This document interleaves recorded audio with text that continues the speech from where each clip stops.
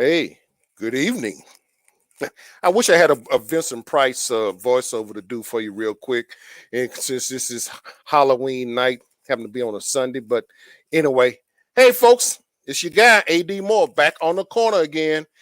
Well, after it's all said and done, it was a trick or treat already. The Texans already, they tricked us because they didn't give us a treat. In fact, if you haven't heard, I don't know if you've been living in a cave somewhere. The Texans are down, have dropped a seventh game in a row, and hopefully next week it might get a little bit better. But we'll just have to wait and see. Texans were down to the L.A. Rams today, 38-22. Now, before everybody won, like, well, looked like they was in the contest. No, they were not in the contest. The Texans did not breach the pay zone. They didn't breach the red zone until around about the 8:48, a little bit beyond 8:45, 8:50 mark of the fourth quarter. Okay.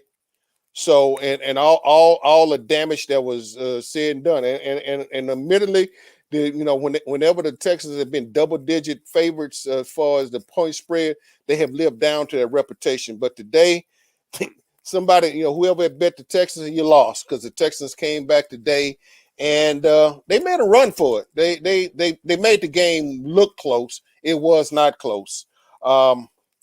Between Aaron Donald and the rest of the Los Angeles Rams, they feasted on the Texans. For a while, it was just pathetic, tragic. It was a uneventful, just it was almost like watching somebody just go out there and just toy with a kid. At one point, and I really hate to say that and put it in that mindset, but when the Texans finally got back up on their feet and started to play, they went in a hurry up offense. Now, what makes this so unique? About the second or the third game, the Texans had some productivity, and I even asked the Coach Cully after the ball game, "Hey, had y'all thought about maybe putting Davis Mills and letting him go no huddle for an extended period of time?" At that point in time, he said, "No, we want to stick to the program and everything." Well, I guess after 7 ball games, and Davis Mills has had his ups, he's had his downs, he's seen some things, but Cully's response after I posed it to him today was a totally different approach as to how he would like to see in going forward. Will we start to see Davis Mills or even Tyrod Taylor, whichever one's under the center? How we're going to look at maybe doing up tempo offense. So this is his response to my inquiry today. Will the up tempo become more a better part of the menu now? You've seen some production that you can hang your hat on. Will it be a better part of the menu? That's something that we'll think about and we'll talk about as a staff. Obviously, it worked for us in this particular situation. I mean, we're down. Their plan is completely different. It's different when you're in the middle of a game and you're doing that, and you have to be effective when you do that. And we're fortunate because of the situation of the game to be able to do that. But that's something we will talk about. And Davis liked that. I went to him and said, "Look, we're going up tempo. How you feel about it?" He says, "Let's go." Well, what else was he going to say? I mean, I think, and much to the young man's credit, and I think he's learned a lot. He's trial by fire. Um, Davis Mills, he's a trooper. He's learning. He's picking up a lot of things.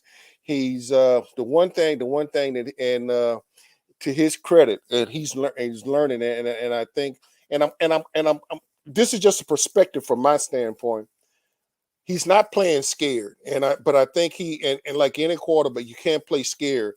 And the reason I'm saying playing scared is for the standpoint of not, coach, they have drilled it into him protect the football, because Aaron Donald and them were sort of like just doing, like looking like Greg Louganis coming out the high diving board on the way they were attacking the Texans offensive line today, and the number of sacks that they had to give up today. But the thing about it, I think that as far as I'm concerned, he has the coaches. He hears that voice in his head, and he's cognizant about protecting the football, because that's one thing we've heard for the last 8 weeks. We heard it coming in the training camp. Protect the football, protect the football. You can protect the football to the standpoint that you don't do a darn thing. But I don't think he's at that point. I think he's heard the coach, but I think right now the fact that being able to play fast and loose, but not loose with the football, but being able to be loose. I think the standpoint is he can take it, and I think he's ready to try something different, because of the fact that you keep the defense, whatever the defense is on the field, whatever that personnel package that they have out there.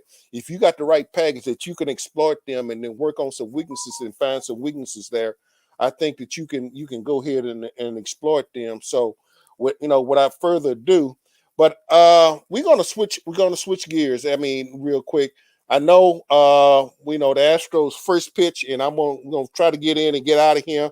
I know we got the trick-or-treaters running around here, but you know what? It's the Stros are down 3-1, and my man, Big Sarge. Hey, what's going on, man? How's it going? I'm doing good, man. Last time I saw you, man, you were standing on the Teton Mountains or something, man, and you were ripping all that Astro gear. You had the socks, you had the sock. I mean, you had everything, man. I'm going like, Brian. Look, I mean, you want to make sure that folks knew you was from Houston. There was no doubt in their mind that, oh, this is Big Sarge and he's from Houston. No doubt about it. This is how I know you're getting older. You got to go back and look at them socks. That was the pictures of my granddaughters.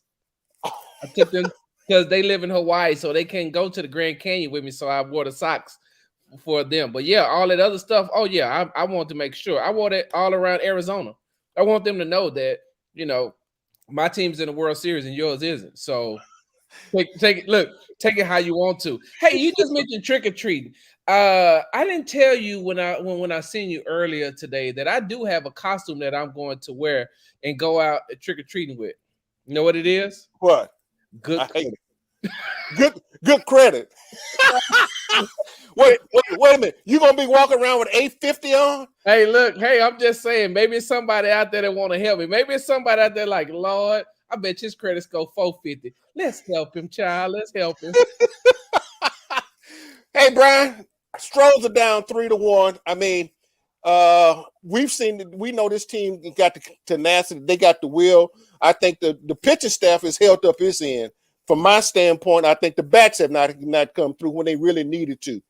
Give me what do they need to do to bring this thing back and get it back into the juice box? Obviously, got to win tonight to get it back to the juice box. But what do they have to do? Let's get this one on our belt. What do they have to get done? Well, a couple of things worked in the Astros' favor today. One, Dusty had to shuffle the batting order, and he moved Alex Bregman, third baseman Alex Bregman, from the 3 spot down to the 7 spot and moved Correa up to the 3 spot. Now, don't get me wrong, Correa hasn't been hot during the World Series either.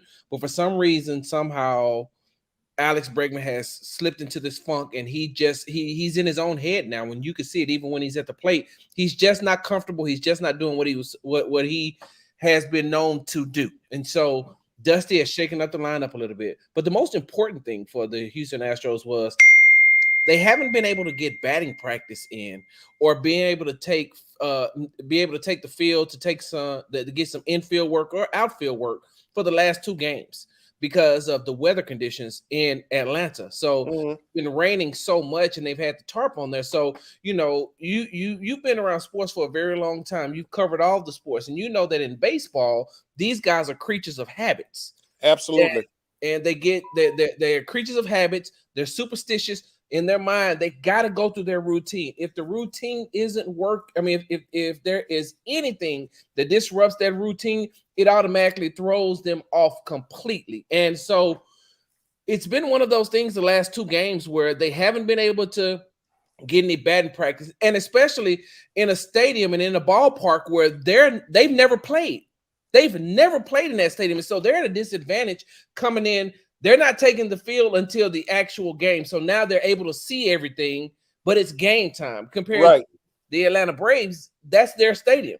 So they know, they know all the nooks and crannies. It reminds me of last year. And, speaking of them being down 3-1, I was in San Diego in Petco Park in the ALCS where they came back from 3-0 to take it to Game 7, and they lost in Game 7. But the advantage that the Tampa Bay Rays had last year in the ALCS by being the top seed in the ALC, excuse me, top seed in the ALCS was they played only in Petco Park. So check this out. They only played in Petco Park. So when the Astros got there, because you remember, like we said earlier, the Astros started, on last time I spoke with you, the Astros started in Minnesota. Right. Then went to Los Angeles. And then they went to San Diego, whereas Tampa Bay played San Diego the whole time. So if you remember in that series, outside of, the yips that Jose Altuve developed in that series, they got every ground ball. They got everything out of the outfield. Like they knew that park. Whereas the Astros were still trying to learn it. Now, fast forward to the World Series. By the time the Rays played the Dodgers in the World Series, the Dodgers had been playing at Texas Rangers Stadium the entire time. So they knew that stadium, and that's where the Rays were at a disadvantage. And so, as I digress, the Astros came into to games 3, 4, and now going into games 3 and 4, at a disadvantage because they did not know this ballpark, and they had no opportunity to practice on it. Now, that's not an excuse because the bats went cold as well, and Christian Javier had an uncharacteristic outing last night. Here's a guy that gave up 2 back-to-back home runs, and he hadn't given up any runs in the postseason. All right. So you get them into a situation now where they are going to get batting practice, going to get comfortable, going to be able to bring this thing back to Houston because they're pitching Framber Valdez.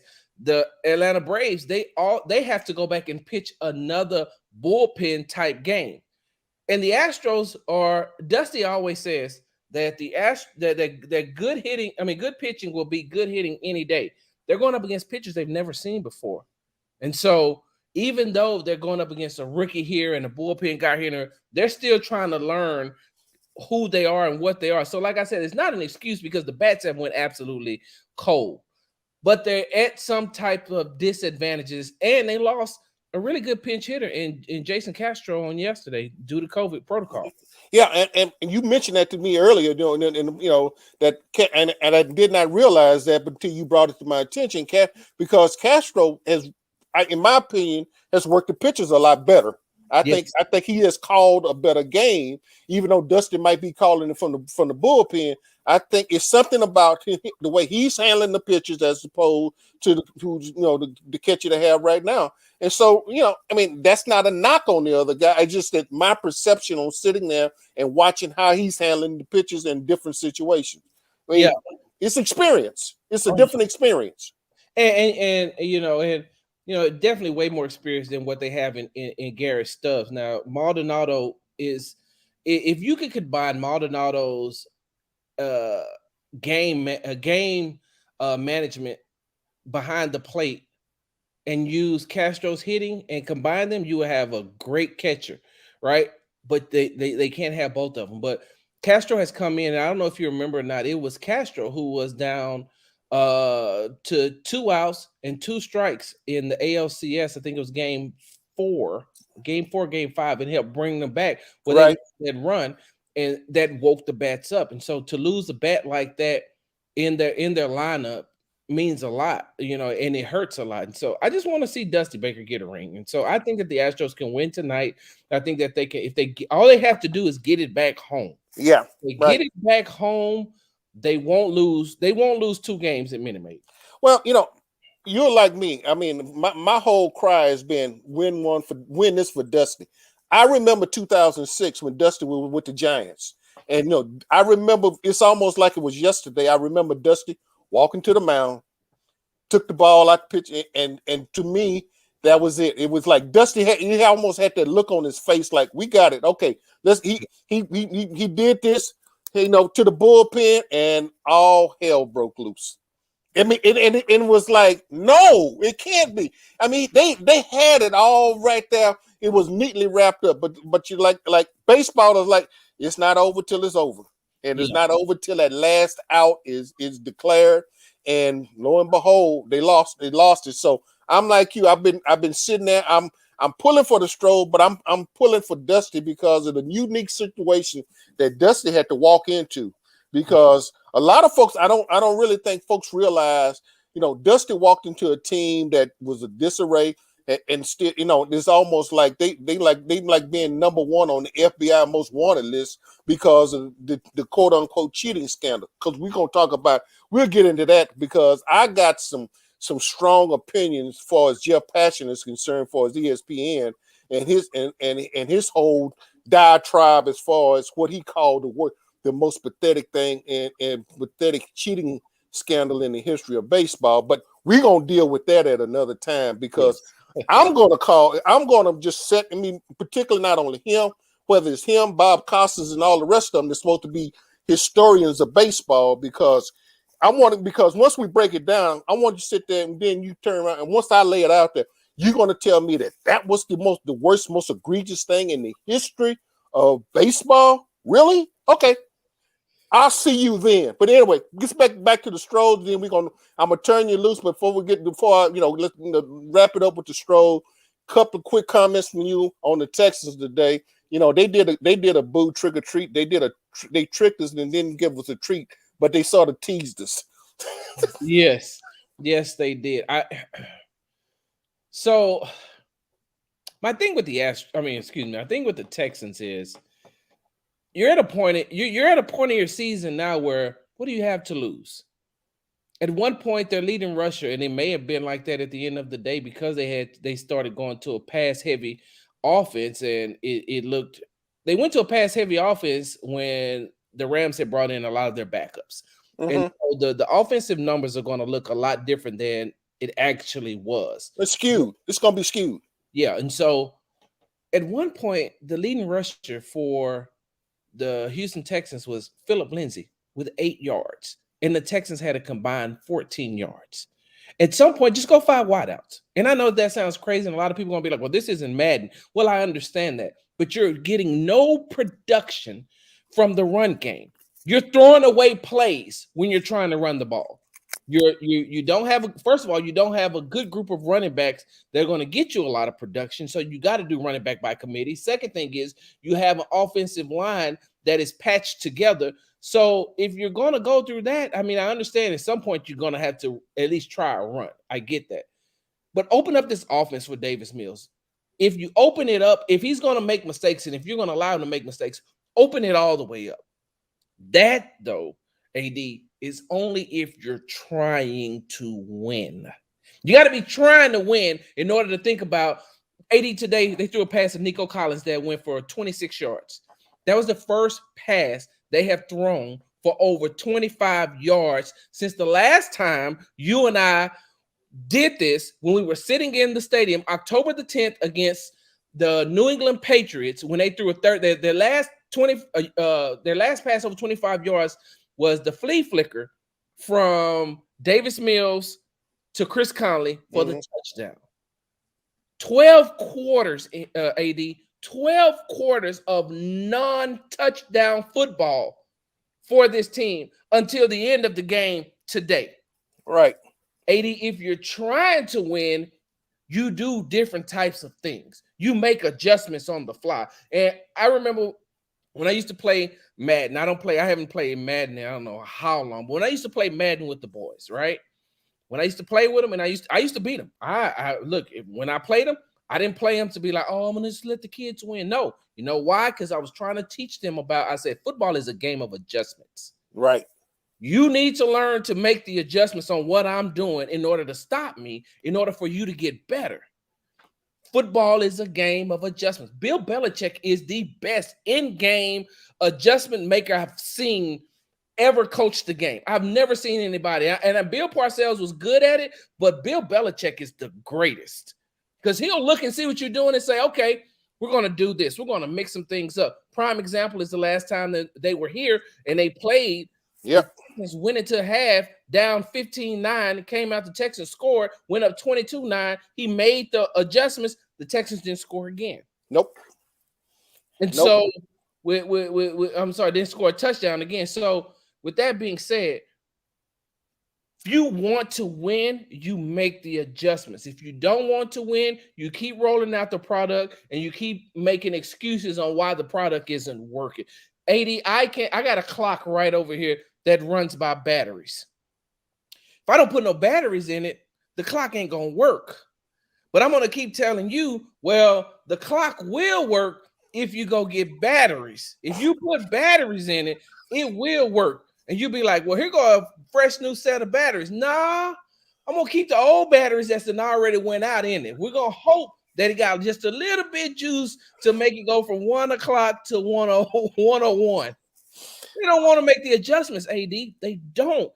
And instead of just coming, they can't just come out. They can't. As an organization, they can't come out and say we're tanking. They can't. But when you're doing things like this, you're getting rid of AD. Don't be surprised if you see some more players gone by November the 2nd. Oh, I expect it to be. I expect it to be. In fact, before we finish up today, I know I'm gonna cut you loose. I got Brandon Cook's comment because they asked them today. You know, you had tweeted something about that Mark Ingram trade. Mm-hmm. I got that clip today because he was specifically asked about that, and I thought that was, to me, that said all that needed to be said. I mean, because his comments to me is an indictment on the Houston Texans right now, not on David Culley, but because Culley has a boss he has the answer to. But I'm looking at as a general manager, and I know he's sitting up there stockpiling draft picks. I mean, that's what we're doing right now. But then I'm looking at the other person, that the head of football operations, and I'm not going to give him I'm not going to just drop his name out here right now. I mean, but folks don't understand. But the thing about it, I seriously question the direction they're going, because I mean, we realize they tanking it.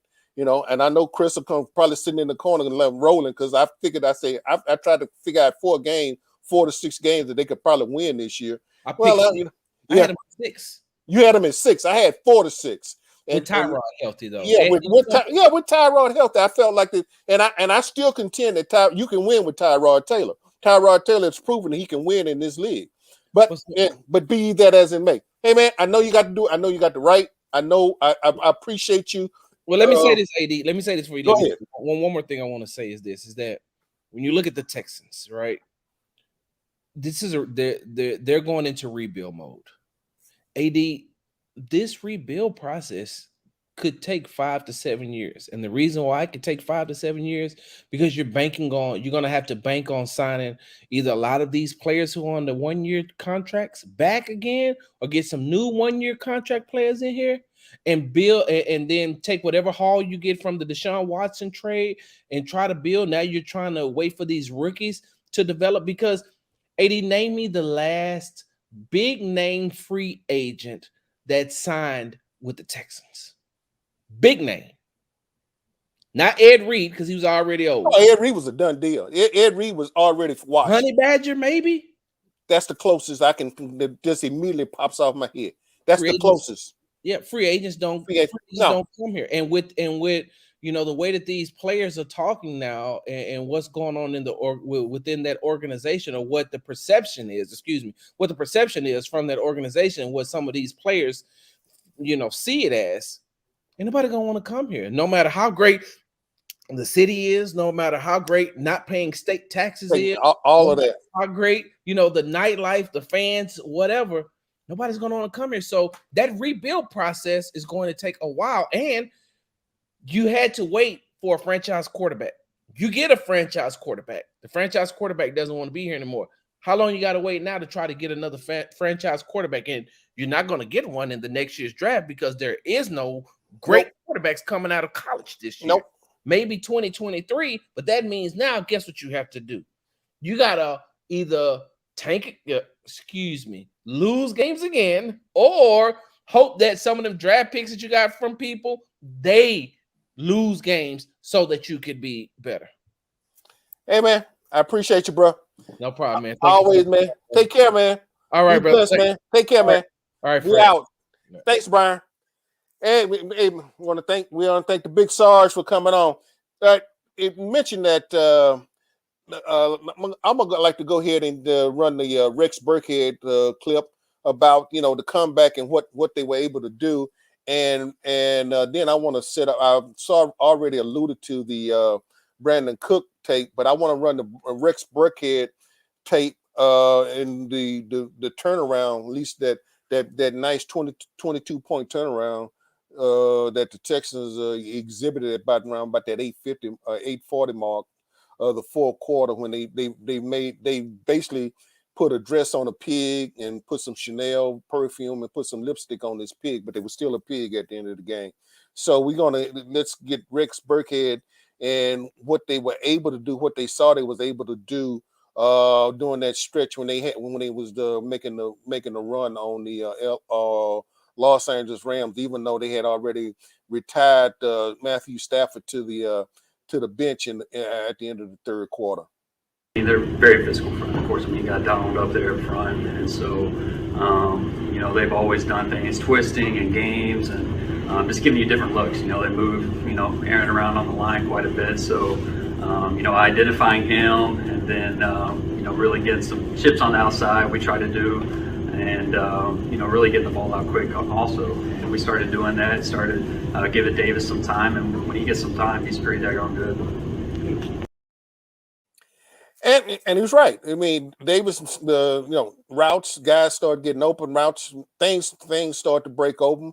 But prior to Matthew Stafford going to the bench, prior to Aaron Donald, it was one play in particular when Aaron Donald came out and set up in a six technique, and I basically just watched Aaron Donald on that play, and before I know it, Aaron Donald got back to the football sack.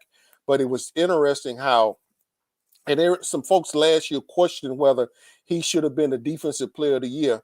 I think Aaron Donald came back on this one particular play and basically showed you, yes, I am still that man. I am still 99. I am still the defensive player of the year. And Aaron Donald rolled right on in, came off that sixth position and just stove the tackle right on in. Next thing I know, 99 is draped all over the quarterback, and there's a sack. Before we get to the end, I definitely want to just get this Brandon Cook cut in. The reason I want to do it, and Big Sarge and I alluded to it, because there's nobody likes to lose, and he was strong. He was strong in his opinions today. No, nobody likes to lose. I would like to be part of the turnaround here. Now, I'm hoping that Sarge calculations are off, because I don't think nobody can wait 5 years around here to wait for this team to come around. It's been over 20 plus years now. Yeah, they got a couple of AFC South banners hanging up there, but no, that's not the banner. You don't play for those banners. You play for the ultimate prize. You play for the Lombardi Trophy, and that's what I would hoping that this eventually becomes the mindset around here. Although I question that mindset, I question that will and desire. But Brandon Cook, because Mark Ingram was traded earlier a couple of days ago, and Mark Ingram right now is running over in the Superdome, in the Mercedes-Benz Dome right now with the New Orleans Saints. And Brandon Cook had a strong tweet, but he also had a comment. He was asked about his comments on the Mark Ingram trade, and this is basically what he had to say today. About a guy who I came in the league with, one of my best friends, a guy that's a huge leader in the locker. So I'll be sitting up here lying and say if it didn't hurt, and it was frustrating, but talk with coach about it, and I understood what they were doing. But I'm human, and I love that dude, and he helped me lead men in his locker room, and it was frustrating, but at the same time, gotta let it go and keep on pushing on. I'm happy for him. He got a chance to go break that record, all-time rushing leader. So, I just got to keep on pushing. Yep, you got to keep on pushing. You get paid to play the game of football. Folks, those are fans. You just basically see guys with numbers and helmets running around there, but there's a camaraderie, there's a friendship, there's a bond within those locker rooms when those guys get to play together. And once you have developed that cohesive effort, especially when you're winning, and you hate to see that broken up. But you need leadership in your locker room, and it starts within the locker room. And in order for you to just to bond, and it's not necessarily the 22 starters. It's that whole 53 roster. It's your whole practice team. It's how you comport yourself within the locker room, and how it's all about, quote unquote, the culture. And that's what you hear David Culley and them talk about. That might be his wish and desire, but that may not necessarily be the desire of everybody else to have that particular culture.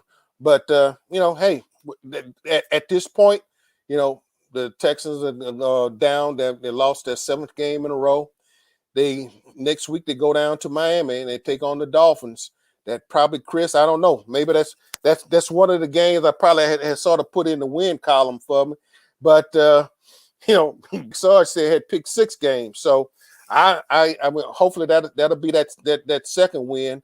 And I'm gonna try to scrub and try to figure out where we can scrub a couple more games and try to get to the 4 victories. But as we get ready to close this game, this situation out, folks, let me just say this. Those of y'all that got the little ones out there that's going trick-or-treating, adults, make sure you got your costumes are well lit. Make sure that you're very careful. Have a safe and a productive trick-or-treating out there. Watch the little ones. Be careful for the little ones running around here. Be careful, be cognizant of them. All of y'all out there, have a good one. We'll look to talk next week as the Texans take on the Miami Dolphins. Don't forget the trading deadline is November the 2nd, and by 4:00 Eastern Standard Time. There could very well be some more shakeups in the Texans locker room over there on Kirby Drive. But without further ado, this is your guy. Yeah, thank you for coming to the program tonight.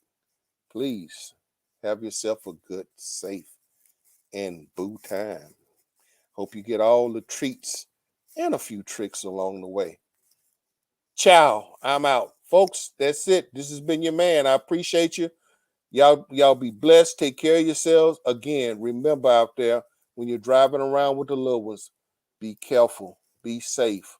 Watch out for those little ones walking around and having time with their costumes on. They're not cognizant of the cars coming around, but the adults around. That's why they rely on us for y'all to go out there. Let's protect the little ones tonight. Let's make sure that they get a chance to get those bag of candies, and let's not get a whole lot of cavities from it. So, Chris Gardner, without further ado, ciao. We are done for this edition of AdMax Corner, and I'm your guy, AD Moore. I love you. Take care. Peace. Deuces. We're done.